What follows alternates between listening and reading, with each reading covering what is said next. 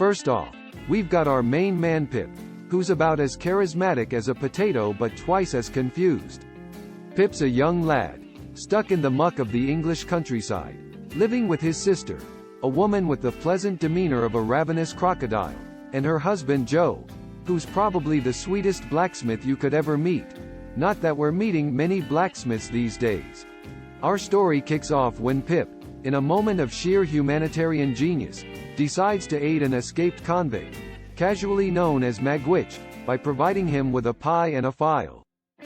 Fast forward a bit and Pip's got himself a sponsor, or as we call it in the 21st century, a sugar daddy. He's got some great expectations, now and off to London he goes. There, Pip learns to be a proper gentleman, which seems to involve an awful lot of ruffles, neck cravats, and pretending to understand complex social norms.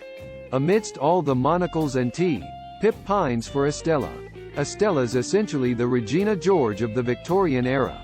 She's been brought up by the slightly unhinged Miss Havisham, who loves a good wedding so much she decided to stay in her wedding dress and keep the cobwebs around. If you're thinking it's creepy, you're absolutely right. As Pip lives the high life, thinking his mysterious benefactor is Miss Havisham, he receives a shock when his real benefactor shows up.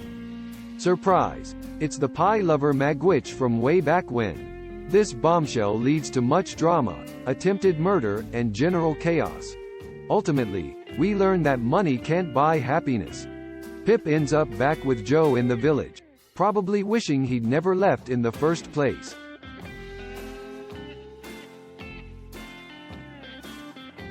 So, that's Great Expectations, or as I like to call it, How Not to Do Social Mobility in Victorian England.